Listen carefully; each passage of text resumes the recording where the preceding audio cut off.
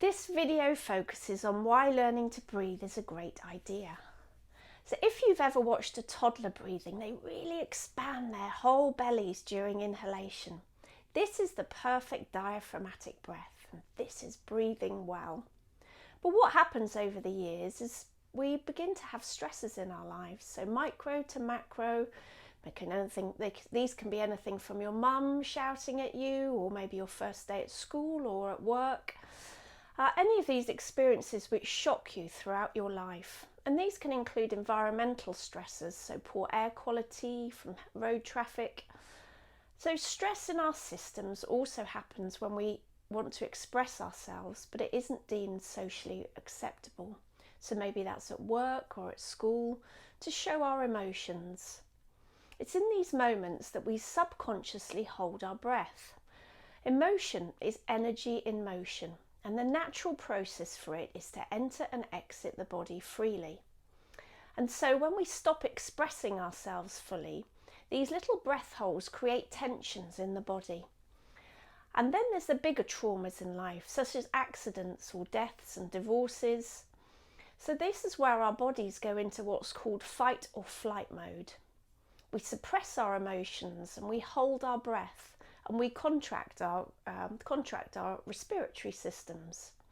And all these lead to poor breath patterns in adulthood.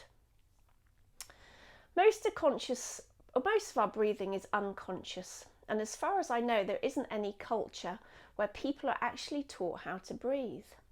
So we're taught how to count, how to draw, how to brush our teeth, but we're not taught how to breathe. And yet it's so essential, because without it, we're not fully in our bodies.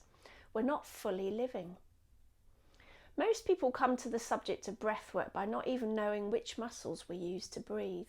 And they were actually given very specific ones to breathe with. Ones that can make it open and effective and provide the most energy possible, the most oxygen coming in order to energetically balance our systems. Yet when we make breathing a priority, when we embrace it and when we learn how to breathe effectively, it's so powerful that it really can enhance our lives in so many ways. So there are days, aren't there, where our bodies are in physical pain perhaps, or just tense. And there are days when our mind is just going off on one, crazy thoughts, they go around and around. And so our emotions get triggered and can take over, and these can become overwhelming. So conscious connected breath has the ability to go into these levels, releasing the tension and integrating those feelings of pain, and to clear them. And that leaves you feeling much calmer.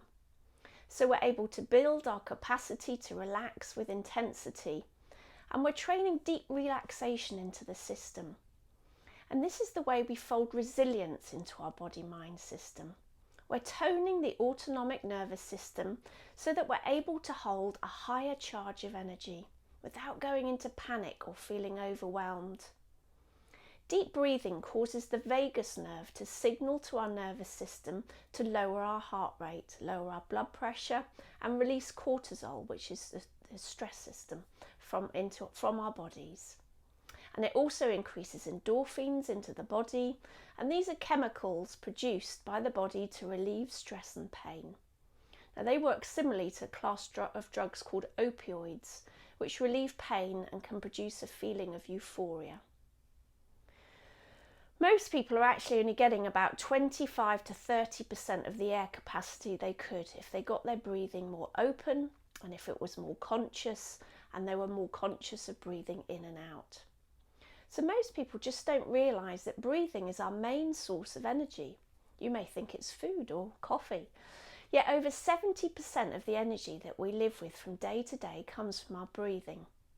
We're getting oxygen from the other elements that come into our lungs and then go out into the bloodstream and then nurture and regenerate our cells.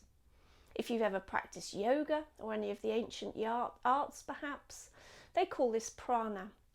They've always understood that when we breathe, we are breathing in life force energy, along with the physical elements going into our body.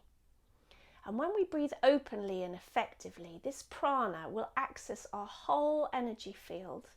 It's really amazing. In 1929, a man called Otto Warburg was awarded the Nobel Prize for connecting the relationship between oxygenation and cancer cells. I'm not sure why the relationship between oxygenation and disease is not more widely known, because guess what? We can oxygenate ourselves. And in a conscious connected breath session, it gives you back the tool of your breath so that you can maintain your own health and well-being yourself. When we exhale, the majority of our our toxins that are stored in our liver cells and other parts of the body leave the body. So it's an incredible system that was set up not only to nurture and regenerate cells, but allow us to let go emotionally when we breathe out. So it's really amazing how effectively breathing supports and strengthens our immune system. And right now, nothing could be more important than to have a really strong immune system. I'm sure you'll agree. Breathwork can be really deep and really powerful, taking you to places that you've never been before. It's a revelation to most of my clients. Meditation can do wonders for quietening the mind, but breathwork for me and for many people I know is on a whole different level. I may get shouted at for saying that, but I think it's a level up from meditation. And it's actually even meditators that have said that to me.